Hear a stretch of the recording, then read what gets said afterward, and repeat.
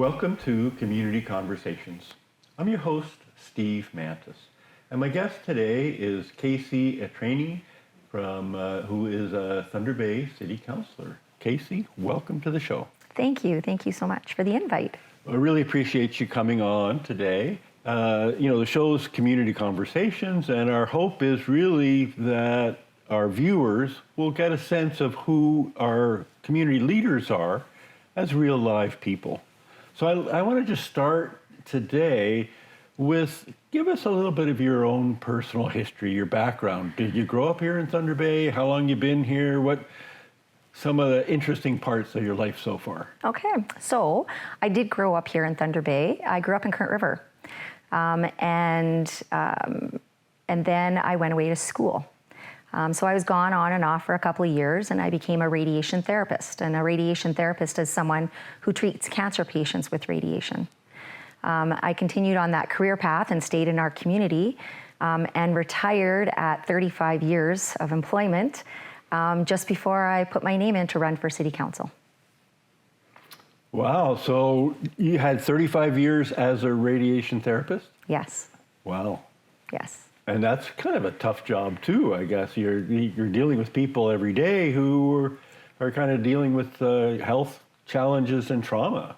Absolutely. What does that take out of you? How do you deal with that? Well, you learn coping mechanisms, and some of the coping mechanisms, and not even necessarily realizing that at the time, is my participation in our community through community events and volunteering. I started volunteering at the age of 17, and I was volunteering for Current River Girls Softball. And the reason for that is because I actually played in the league. And so I wanted to give back to the league that I played in. I coached for like 8 years, and which again, back then, most teenagers wouldn't be doing something like that. But after I coached, the following year, I took over the league and ran the league for 3 years. And that was really interesting, again, having no children in the league.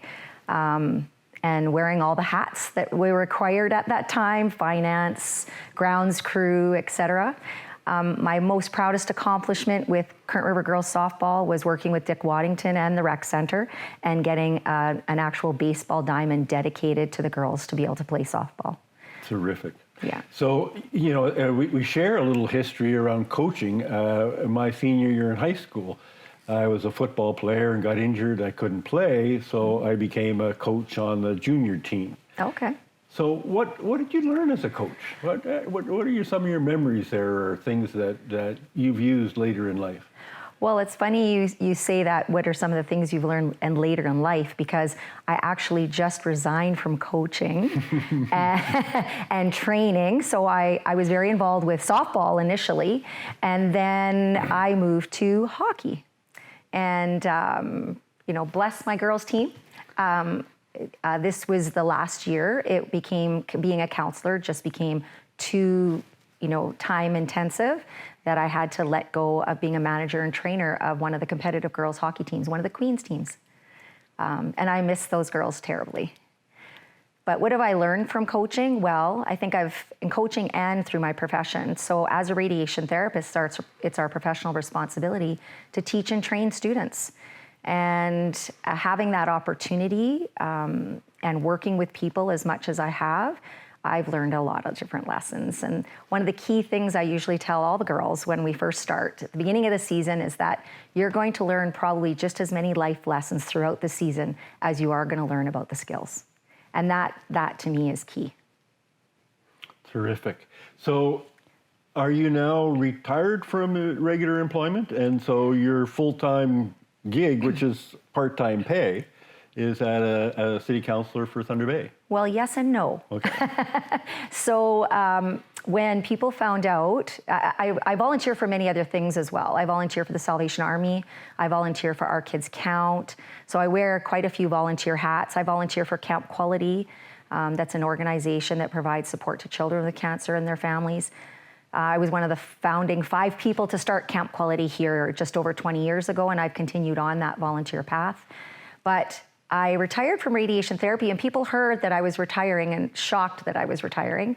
And so I had some people reach out to me, and so now I'm a property manager. That is what I do. It's a part-time job, it's in the commercial area, and I'm responsible for 23 buildings that rent out to about 32 businesses in our community. Oh my goodness. And so that's my job. And then city council, and of course the boards that I've chosen to step on. Right. Yeah.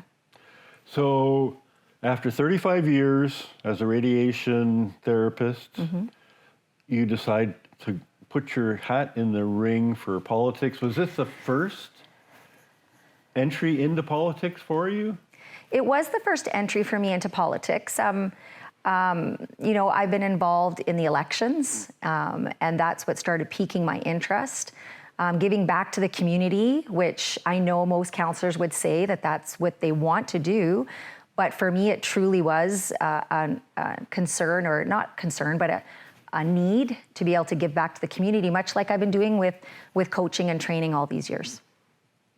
So what tipped you to move into politics? What was it that you said, okay, I'm going to move into that, or hopefully move into that realm? Right.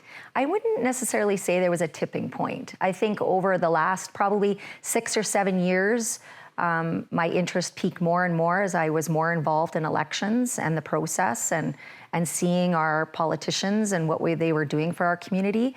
I did also at that time recognize there were people who were stepping down. Some of our great leaders were stepping down. And I thought, well, given that I am pretty much retired, I have a part-time job, that, this could be potentially something that I could do. And I really felt that bringing my healthcare piece to the table added that diversity to the table that they haven't seen before.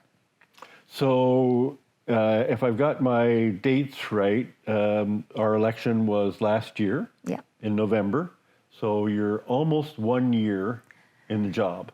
Do you feel like you've got kind of a good handle on what's involved, or where are you at on that learning scale? I think I'm coming along. I'm learning a lot, of course, learning a lot about the community for sure. I think there's always room to learn. And I did that with my own career.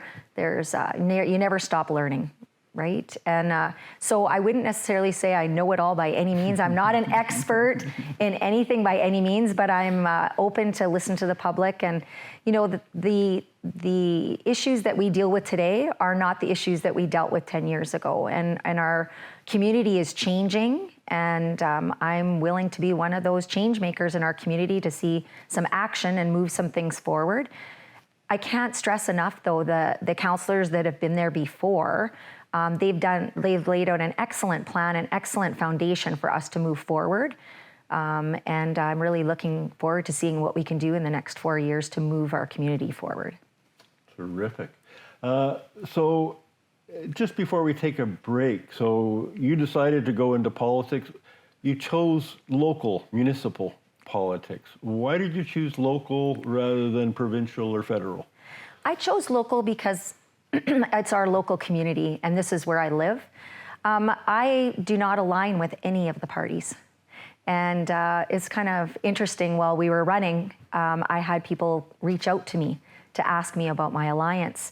I just don't find that any of the parties, I can't participate in a party who I don't believe 100% in. And I don't want to stand behind a party whose priorities that don't 100% align with me. That's the key. So I find when people ask me, certain topics, all of a sudden I align with PC, but another topic I align with Liberal, another topic I align with NDP. And I don't think that's bad for our community. I think sometimes when, you tote the line of a party, you have to stand for what that party stands for, and that might not necessarily be good for our community. So we need to take a quick break. Please stay with us and we'll be right back. Welcome back to Community Conversations. I'm your host, Steve Mantis, and my guest today is Kasey Etreni, who is a new city councillor here in Thunder Bay.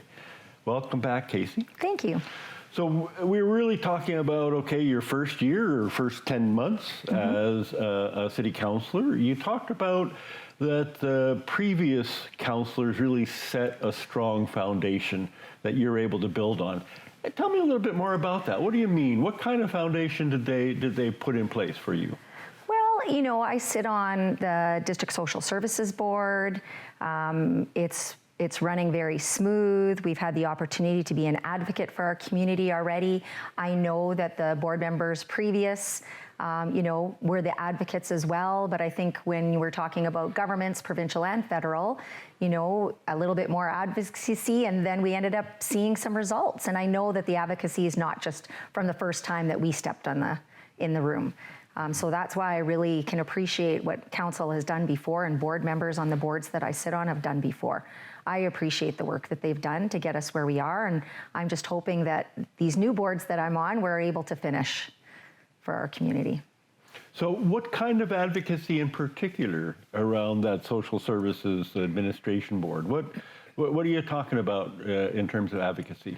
Well, we were discussing the Ontario Works program with the ministers. We talk about money for unhoused people with the ministers. And you might have seen the media release, and I'm trying to remember when that was, but we will be getting up to hundreds of percent difference in funding for the next 3 years for housing. That's huge for our community. It's huge. Housing's huge all across the country. We have to look at our community and what our community needs are, and our district. So the District Social Services Board, sitting on that board and being an advocate for those finances has been huge for us, I think. So you touched on two issues that I'm a keener on. Okay. You know, social assistance, Ontario Works. Yes. What is it, $721 is what a person gets? Yeah. What kind of advocacy do you do on that? Like, I just don't know how people live on $721 a month. And that's the key piece. We realize and recognize that the amount of money is too small, so we advocate for that amount. So we're advocating for the citizens of the community that use that in order to try and get that increase so that people can actually live. And what kind of arguments do you use with the ministry? It's not so much the arguments. We basically just talk about, you know, it costs this much for basic food, it costs this much for basic housing, it costs this much for basic utilities, and point out the numbers to them and let them see that makes sense, and, you know, why we really truly need to increase that number. And so where's the ministry at? Are they... They listened. In August when we met with them, we had some great two-way communication. And they were definitely listening. There was some good discussion about that. So they're hearing it. They're hearing it. The key piece with things like OW is that they're hearing it not only from us, but they're hearing it from all the other communities. If it was only just us on a provincial level of funding, they might not necessarily be as interested. So it's really important that we come to the table as all the municipalities to be able to push some of that provincial funding. And housing, you know, is another issue you raised. Mm-hmm. You know, this is a really complex topic, and it fits, you know, I think, with the OW rate. Mm-hmm.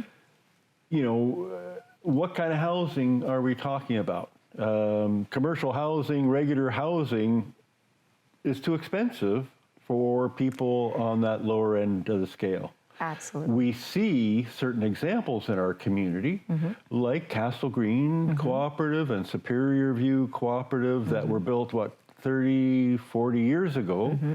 that are able to actually accommodate differences in people's income. Yeah. So that they can actually subsidize a little bit. Mm-hmm. People on lower income and people who have more money are able to pay that fair share. Mm-hmm. What kind of housing are we envisioning in the future? Yeah, so I'm not really sure if I can speak so much of what kind of housing, but with that influx of money that the District Social Services Board has received, they put out an expression of interest, and many groups came forward with an interest in tapping into that funding to be able to provide some more low-income housing. And I think that's pretty critical to our community. We also get to find out next month, I'm hoping it'll be next month, of whether our application for the Accelerated Housing Program is accepted by the government. And if it is accepted, we could potentially be inserting upwards of $45 million into our community for housing, which is crucial. I mean, the governments, both provincial and federal, are recognizing across our country that housing is desperately needed. So who does this money go to? The money for housing, is it nonprofit organizations? Is it for-profit? Is it cooperatives? Do you put, when you do your expression of interest, do you kind of lay out what your hope would be around those different categories of organizations? Yeah, the District Social Services Board, they would be, the leader of the District Social Services Board would be putting out those details of what the requirements are. With the city, and we're talking about CMHC would be, I believe, the holders of that money, but the city will put forward some requirements in order to access that money. I know numbers were kind of thrown out there, and the expectation was at the time when we were putting the application in, and is that someone would be able to, if you were looking at building a fourplex, we could potentially, if you fit the eligibility requirements, you could potentially receive anywhere between $20,000 to $30,000 per unit. Again, until we're actually awarded that money and we get the details of the requirements of that money, I don't want to, I'm getting a little too ahead of ourselves. I want November to come, and I'd like to hear us, be successful. Right. And, I guess for me, when we think about building community and our community, how do we ensure that we're building for everyone? And so when we spend government funds, yes, what is it that we're trying to achieve? And if we're giving $20,000 or $30,000 to a private person who is going to build a house, what's the pay? What's the trade-off? Right. Are we getting some kind of guarantee that they're going to have a lower rent or provide subsidies, or how does that work? Those are the key pieces that we need to figure out once we find out. And I'm going to think positive vibes here that we get the money, that we actually are awarded that money. Well, I'm hoping we get the money too. We need the housing for sure. Absolutely. We see it from the encampments in town. Yes. There's a real shortage of housing for folks. There is. That it's affordable. That is key. And let's dive into that a little bit. Oh my gosh. Just a little. Just a little, because we're almost out of time so on this break. The affordability piece, when we have developers that are expanding into larger homes, when people move, typically people move into a starter home and then they move up. Yes. And so I can see that middle income housing is actually a key piece as well. Yeah. Thank you so much. Stay with us. We have to take a short break, but we're going to be right back with some more good information. Thank you. Thank you. Welcome back to Community Conversations. I'm your host, Steve Mantis, and my guest today is Kasey Etreni. Oh my gosh, my apologies. Okay. Who is a new member of Thunder Bay City Council. So Kasey, you've been on the job for 10 months or so. Do you have particular priorities that you want to really focus on for the next 3 years? Are there things that you really want to champion going forward? Thank you. Thank you for that question. So I've aligned myself in the areas that I really want to see move forward. The District Social Services Board, the Thunder Bay Police Board, Community Safety and Wellbeing, and the intergovernance. Those are the key pieces for me. The other board that I sit on is the District Health Unit Board, and I wanted to choose that board and was lucky to actually be able to sit on the board because of my background and my experience, and I wanted to be able to see that, what's actually happening there as well, to be a little bit more well-rounded as a counselor. So I really appreciate the opportunities I have to sit on the boards to help me move things potentially with my team, not by myself, along in our community, and we will see success in those areas. I know it. So how do you measure success in terms of community safety in particular? What are the indicators you look at to say, oh yeah, we're a safer, more inclusive community? That's a really good question as well. The indicators is the piece for me. Working in healthcare and also working in research while I was working in healthcare, I struggle a little bit with our citizen satisfaction survey. Not that it's not useful, I think it's a useful tool, but I think it's one of the tools in the toolbox. I think we need to look beyond that to see what our citizens think. So I really appreciate things like what the library's doing next week with the expert panel. I'm planning to be there. I really hope to be there. And just listening to our community, I think, would be some of the key indicators for me besides the more hard data of the statistics. I'd really like to see our crime rates reduced. Of course, we don't want to be the capital of murder in the country. Exactly. And I can see our police services doing some excellent work in that area. I'm developing those partnerships and relationships will help with that communication as well. And I really think that we'll see a different city in the next 4 years. So, I've talked to a number of city councillors over. I've been doing this show for 8 or 9 years, and community safety is oftentimes a priority. And I'm really wondering how people see that. From my experience, there's all this interrelated piece. Community safety is not police. It's not. The police don't keep us safe. They try to deal with stuff after it happens. Really, they're picking up the pieces.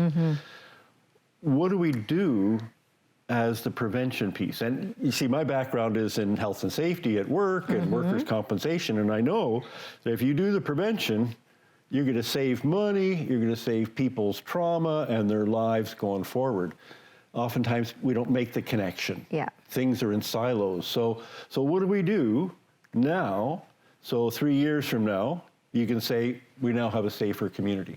Absolutely. And interesting as well. So I was the chair of occupational health and safety at the hospital, the worker rep chair for many years for the entire hospital, not my area. And I appreciate the prevention piece for sure. So what do we do in community safety for prevention? Well, there's some initiatives that are out there. I mean, there was before, remember, what did we call them? Everybody had signs on their windows. Respect and neighborhood watch and those type pieces. We seem to have moved away from that. And I really feel that, we even see with kids in school, for example, they get bused to school everywhere. And we're starting to lose that community focus, where I'd like to see more of a community focus. Because I think that's where our safety begins. The community centers, some of them are very robust, some of them are struggling. But bringing the community back into those community centers and those community activities, things like our festivals and stuff, that brings community together. And as we work together like that, then we create that safe environment. As we start looking out for each other and care about each other, that's key pieces. Now measuring that becomes the difficult part. And I don't have all the answers. Well, this has been a keen interest of mine. I was involved in a little pilot in the Picton-Bluchard neighborhood a dozen years ago to bring the neighborhood together to try to make a better community. And it was mostly single moms who wanted to make a better future for their kids and did things like barbecues and hockey tournaments, and it grew into, programming by volunteers 5 days a week. Right. The crime rate in that neighborhood fell 35% in 1 year. Yep. We weren't focusing on crime. Right. The city put in $6,000. $6,000 saw dynamic things happening in the community and a 35% drop in crime. Can we put that kind of money? Do we have that money in the city to encourage neighborhoods to come together to do things in their neighborhood? That's a good question. I don't know about the money piece. I wouldn't want to speak to that, but building that community, and that's where those grassroots start. That might be part of the reason why the Boys and Girls Club moved there in that area, right? And the Boys and Girls Club has that opportunity to bring people together. The festivals we have in our community really, during COVID, we had to shut some of those things down. But when you go to, for example, the West Fort Fair or the Current River Winter Carnival, that's when you see the community members come together. And I think when we see each other face to face instead of through electronics and actually have those conversations, that's when that safety piece happens. And as you mentioned, not planned, not pushed, not forced. It just naturally happens. So, Kasey, there's so much to talk about, but we're running out of time. Yeah. If people want to get in touch with you and share their thoughts about the city and the future, what's the best way to do that? You can contact me through the City of Thunder Bay website. There's a spot there for city councillors, and it should have my name and my phone number. And I believe it will be on the screen as well right now. Feel free to email me or even call me. I get phone calls every day, or an email, probably about 4 or 5 emails a day, with people who are interested in our community. What I like about that, and I'll share this a little bit with you, is that people are interested. People want to improve our community. People are not saying, forget it, I'm just going to close my door. And that's really important to me, to see people very interested in trying to make our community better.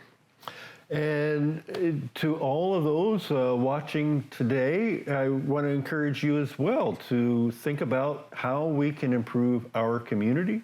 Mm-hmm. Reach out to your city councillors, your leaders, your elected officials, and share your thoughts, have those conversations. And we're always looking for ideas about future guests here on Community Conversations. Want everyone to stay safe and be well, and we'll see you again next time. Thanks a lot, Kasey. Thank you, and next time I'll bring treats. All right.